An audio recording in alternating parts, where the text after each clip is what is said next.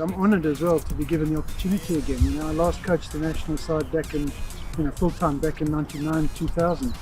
And although I had a couple of stints helping out when Walter was coach and with Alan Butcher, this is the first time I've had an opportunity to run the team again. So I'm really looking forward to it. You know, I spent the last season, as you know, here with Mountaineers, and I looked at the type of cricket that we have around the country, and I thought it was fantastic. Franchise cricket's strong. The number of good cricketers around the country is strong. There's certainly more good cricketers now than there were in my day.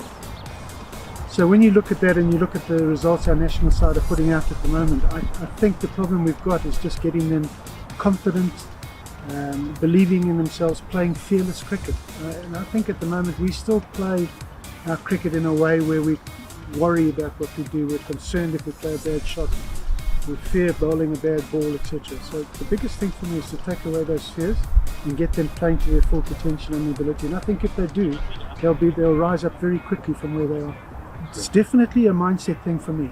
You know, the skill and the talent that we have is, as I say, far outstrips the talent and skill that was around 20, 30 years ago. We might have had some individuals like an Andy Flower or his streak or so on who, stood out above the rest. But as a group, there's far more skill now than there was 20, 30 years ago. Dave HOUGHTON says he will create a relaxed environment which he believes allows the players to express themselves. Well, the way that I've operated over some time, obviously, is to take as much pressure off the players as I can, to put the pressure on ourselves as a staff, delivering the right practice for the guys. I don't like to see people practicing for long periods of time because then they just practice averagely. I need them to practice for short periods of time and be really concentrated in their practice, and then have good rest periods so that they come with lots of energy.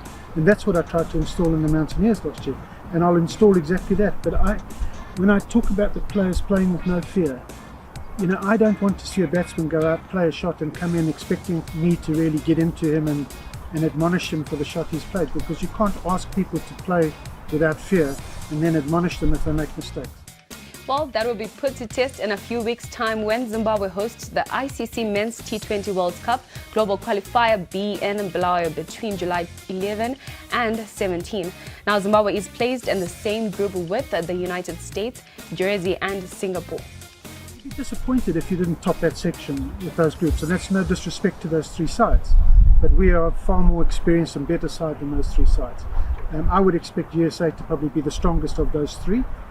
Bearing in mind that most of their cricketers are not really American born and bred, but a lot of them come from the subcontinent. They'll have some good skills, but I still would expect us to win those games. So how is Dave's relationship with his predecessor, HOUGHTON Rajput? It's not an awkward situation at all for me. He's technical director. I get on very well with Lala. We played against each other many years back. We talked cricket together plenty while he was here during this last season, and I think we have a great respect for each other. He will understand that at this time I'm now running the side, so it will be run the way I would like to run it, but I would certainly value his support and his, and his knowledge in the game. Well, Zimbabwe cricket has lost talent to the UK and Australia mainly. Names like Tendai Maruma, Nick Welch, Eddie Byrom are some of the Zimbabweans doing well abroad. Now, does HOUGHTON have a plan to lure them back home? It's not something I would turn against at all.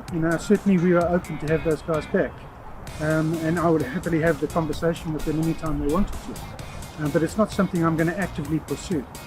If they want to come back, they must start the process and the negotiation for that, and I'm sure we would help them out too. Well, exciting times ahead for the Chevrons there. Let's see how Dave deals with his new challenge.